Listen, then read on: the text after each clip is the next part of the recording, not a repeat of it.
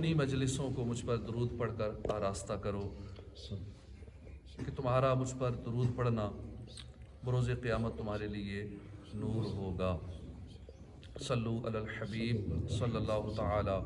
علی محمد صلی اللہ علیہ وآلہ وسلم۔ 15 پارہ سورہ بنی اسرائیل، آیت نمبر 90، 91 اور 92۔ اعوذ باللہ من الشیطان الرجیم، بسم اللہ الرحمن الرحیم۔ وقالوا لن نؤمن لك حتى تفجر لنا من الأرض ينبوعا أو تكون لك جنة من نخيل وعنب فتفجر الأنهار خلالها تفجيرا أو تسقط السماء كما زعمت علينا كسفا أو تأتي بالله والملائكة قبيلا۔ اللہ کے نام سے شروع جو نہایت مہربان رحمت والا۔ وقالو، اور انہوں نے کہا، لن نؤمن، ہم ہرگز یقین نہ کریں گے، لک، حتی، یہاں تک کہ، لک، تم پر ہم ہرگز یقین نہ کریں گے، حتی، یہاں تک کہ، حتی کہ، تفجرا، تم جاری کر دو، لنا، ہمارے لیے، من الارض، زمین سے، ینبوعا، کوئی چشمہ، جب تک تم ہمارے لیے زمین سے کوئی چشمہ نہ جاری کر دو ہم یقین نہیں کریں گے۔ او تکون لک، یا ہو تمہارے لیے، جنتم من نخیل وعنب، کوئی باغ کھجوروں اور انگوروں سے، فتفجرا، تو تم جاری کر دو، انہار، نہریں جاری کر دو، خلالہا، اس کے درمیان سے، تفجیرا، بہتی ہوئی، او، یا، تسقط السماء، تم گرا دو، تسقط، گرا دو، سما، آسمان، یا تم آسمان گرا دو، زعمتا، جیسا، کما زعمتا، جیسا تم نے گمان کیا، علینا، ہمارے اوپر، کسفا، ٹکڑے ٹکڑے کر کے، او تأتی باللہ، تم لے ہو اللہ، والملائکۃ قبیلہ، اور فرشتوں کو، قبیلہ، ہمارے سامنے، تم اللہ کو، فرشتوں کو ہمارے سامنے لے آؤ۔ ترجمہ کنز العرفان۔ اور انہوں نے کہا، ہم تم پر ہرگز ایمان نہ لائیں گے یہاں تک کہ تم ہمارے لیے زمین سے کوئی چشمہ بہا دو، یا تمہارے لیے کھجوروں اور انگوروں کا کوئی باغ ہو، پھر تم ان کے درمیان خوب نہریں جاری کر دو، یا تم ہم پر آسمان ٹکڑے ٹکڑے کر کے گرا دو جیسا تم نے کہا ہے، یا اللہ اور فرشتوں کو ہمارے سامنے لے آؤ، یا تمہارے لیے کوئی سونے کا گھر ہو، یا تم آسمان پر چڑھ جاؤ، اور ہم تمہارے چڑھ جانے پر بھی ہرگز ایمان نہ لائیں گے جب تک ہم پر ایک کتاب نہ اتارو جو ہم پڑھیں۔ تم فرماؤ میرا رب پاک ہے، میں تو صرف اللہ کا بھیجا ہوا ایک بندہ ہوں۔ آیت کا شان نزول یہ ہے کہ جب قرآن کریم کا اعجاز خوب ظاہر ہو چکا اور واضح معجزات نے حجت قائم کر دی اور کفار کے لیے کوئی عذر کی کوئی صورت باقی نہ رکھی، تو وہ لوگوں کو مغالطے میں ڈالنے کے لیے طرح طرح کی نشانیاں طلب کرنے لگے، اور انہوں نے کہہ دیا کہ ہم ہرگز آپ پر ایمان نہ لائیں گے۔ چنانچہ مروی ہے کہ کفار قریش کے سردار کعبہ معظمہ میں جمع ہوئے اور انہوں نے رسول اللہ صلی اللہ علیہ وآلہ وسلم کو بلوایا۔ حضور اقدس صلی اللہ علیہ وسلم تشریف لائے تو انہوں نے کہا کہ ہم نے آپ کو اس لیے بلایا ہے کہ آج گفتگو کر کے آپ سے معاملہ طے کر لیں، تاکہ ہم پھر آپ کے حق میں کوئی بھی کارروائی کرنے میں معذور سمجھے جائیں۔ عرب میں کوئی آدمی ایسا نہیں ہوا جس نے اپنی قوم پر وہ شدتیں کی ہوں جو آپ نے کر دی ہیں۔ آپ نے ہمارے باپ دادا کو برا کہا، ہمارے دین کو عیب لگائے، ہمارے دانش مندوں کو کم عقل ٹھہرایا، ہمارے معبودوں کی توہین کی، ہماری جماعت متفرق کر دی اور کوئی برائی اٹھا نہ رکھی، یعنی سب کچھ آپ نے کیا۔ یہ بتاؤ کہ اس سے تمہاری غرض کیا ہے؟ اگر تم مال چاہتے ہو تو تمہارے لیے اتنا مال جمع کر دیں،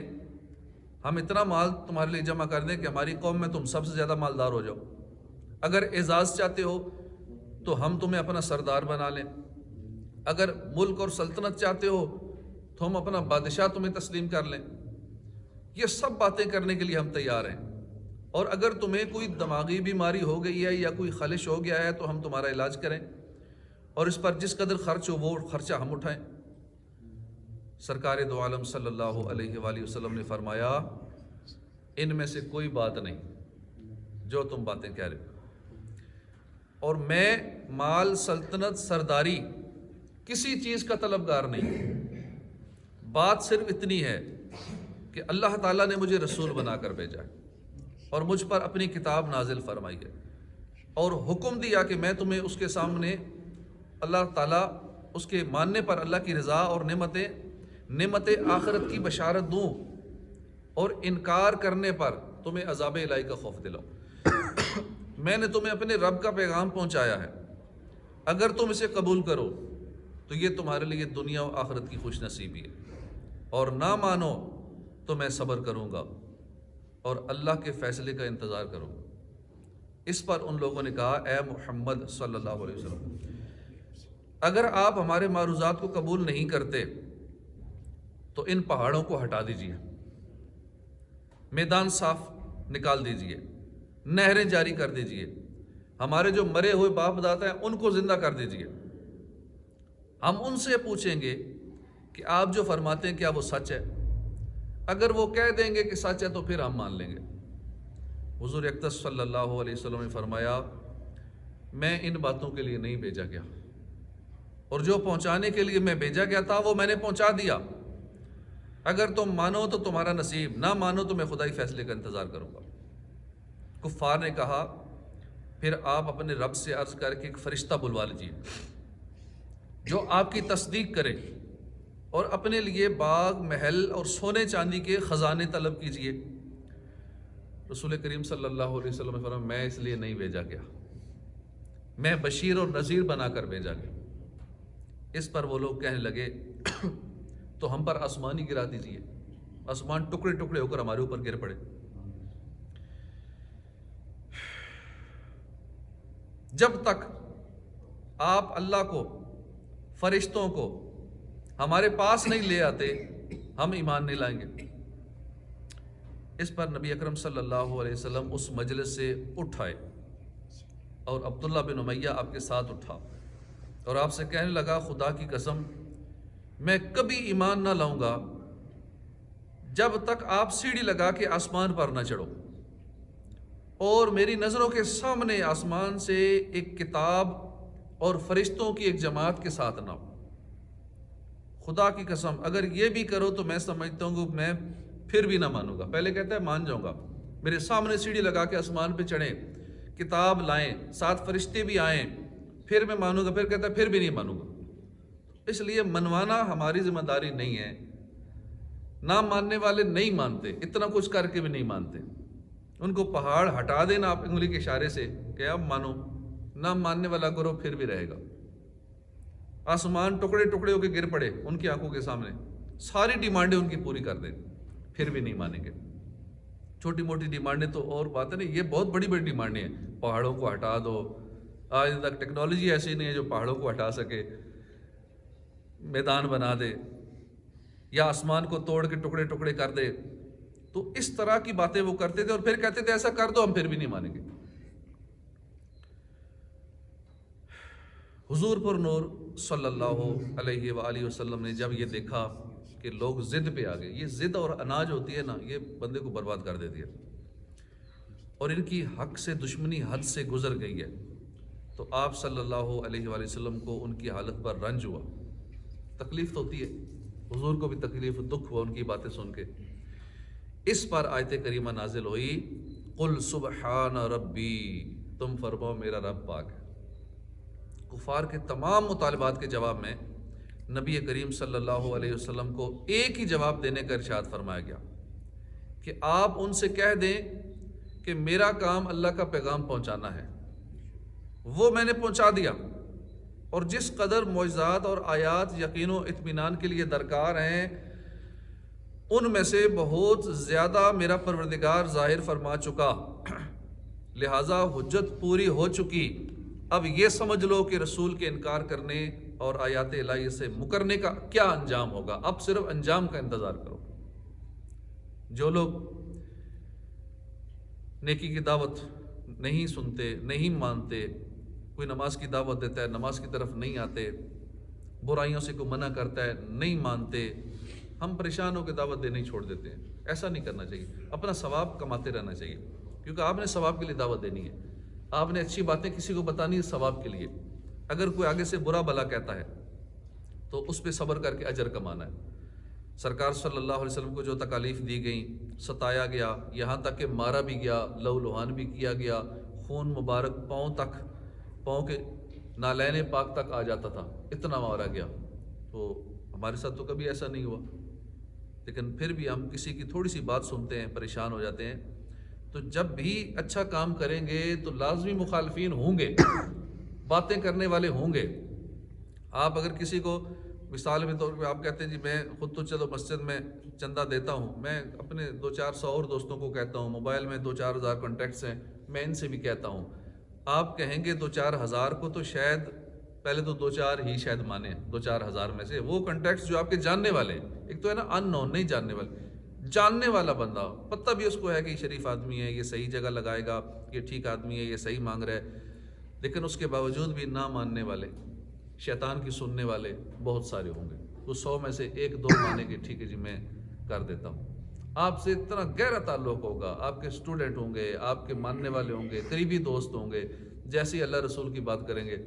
ماننے والے تھوڑے سے نکلیں گے، بہت تھوڑے سے۔ جب اللہ رسول کے ماننے والے اکثر نہ ماننے والے ہیں تو پھر ہماری کوئی مانے، ہم پہلے وعدے گمان ہی نہ رکھیں کہ ہم تو کسی کھاتے میں ہی نہیں ہیں کہ ہماری کوئی بات سن لے، نہ وہ زبان میں تاثیر، اللہ کے محبوب کی زبان کی تاثیر کہتی تھی، آپ کے چہرے کا حسن کیسا تھا، آپ کمال کی شخصیت، دیکھتے ہی دنیا دیوانی ہو جاتی تھی، ان کی باتوں میں یہ باتیں کر رہے ہیں، سارے اکٹھے ہو کے میٹنگیں کر رہے ہیں، اور سرکار صلی اللہ علیہ وسلم پر طرح طرح کے مطالبات اور ڈیمانڈیں نہ جانے کیا کیا کر رہے ہیں، حضور کی دل آزاریاں کر رہے ہیں۔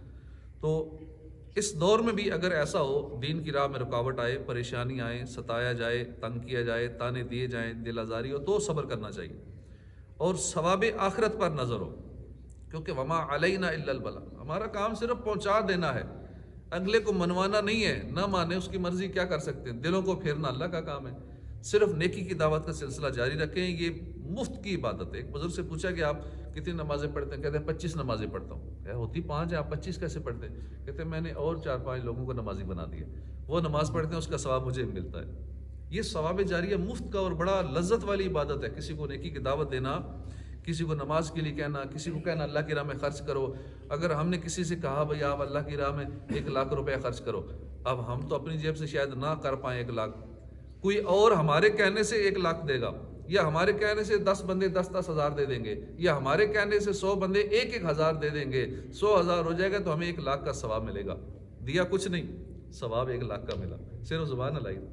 ورنہ 1 لاکھ کے لیے محنت مزدوری کرتے تو کتنا مشکل کام ہے 1 لاکھ کمانا، 1 لاکھ پروفٹ کمانا یا سیلری بچا کے 1 لاکھ کرنا کتنا مشکل ہے، زبان ہلانا کتنا آسان کام ہے۔ تو آسان کام ہم نہیں کرتے، شیطان نہیں کرنے دیتا کہ ان کی زبان اچھے کام کے لیے نہ چلے، کیونکہ یہ مفت کی عبادت ہے، یہ لذت والی عبادت ہے۔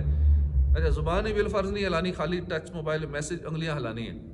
1000 لوگوں کو میسج چلا گیا، انگلی ہلانی ہے، فیس بک پہ 5000 کو چلا گیا، اب 5000 کو چلا گیا، ایک بندہ بھی کوئی دے دے گا، ایک ہی بندہ کہہ دے گا میں پوری مسجد بنا دیتا ہوں، تو آپ کا تو کام ہو گیا۔ 10,000 لوگوں میں سے ایک مان گیا، اتنا تو چلو مان ہی جائیں گے، امید تو ہے نا۔ آج کل ہزاروں لاکھوں لوگوں سے بندہ رابطے میں ہوتا ہے سوشل میڈیا پہ، لیکن ہم اس کو اپنی آخرت کے لیے استعمال نہیں کر رہے، آخرت کی بہتری کے لیے۔ ہاں دنیا کے لیے کچھ لوگ کرتے ہیں، صرف دنیاوی کاروبار کے لیے، ہاں اچھی نیت ہو تو دنیاوی کاروبار بھی عبادت ہے، نیت اچھی ہونی چاہیے تب عبادت ہے، ادروائز عبادت نہیں بھی ہے اگر صرف دنیا کی عیاشی کے لیے گناہوں کے لیے کمائیں گے تو اس لیے ہمیں نیکی کی دعوت کا سلسلہ جاری رکھنا چاہیے، لوگوں کو اللہ کی طرف بلانا چاہیے، نمازوں کی دعوت دینی چاہیے، گھر گھر جا کے دعوت دینی چاہیے، راستے میں بازار میں کچھ جس کو جانتے ہیں نہیں جانتے سب کو نیکی کی دعوت دیتے رہنا چاہیے۔ مسجد کے ماہانہ اخراجات کے لیے، چندے کے لیے، نظام چلانے کے لیے بھی لوگوں کو چندے کے لیے اللہ کی راہ میں خرچ کرنے کی ترغیب دلاتے رہا کریں۔ تو اس طرح انشاءاللہ ہمارا نیکیوں کا ایک سلسلہ چلتا رہے گا. کوئی دے نہ دے تو بھی ثواب ملے گا, نہیں دے گا تو بھی بولنے کا ثواب ملے گا, ہر بات کرنے پہ 1 سال کی عبادت کا ثواب ملے گا. اگر وہ دے دے گا تو پھر زیادہ ثواب ملے گا, ایک تو بولنے کا ثواب ملے گا, دوسرا اس نے جو دیے وہ سارا ثواب ملے گا, ایسے جیسے ہم نے اپنی جیب سے دیے. تو اللہ پاک ہمیں عمل کی توفیق عطا فرمائے, نیکی کی دعوت دینے کی توفیق عطا فرمائے. آمین بجاہ النبی الامین صلی اللہ علیہ وآلہ وسلم. اور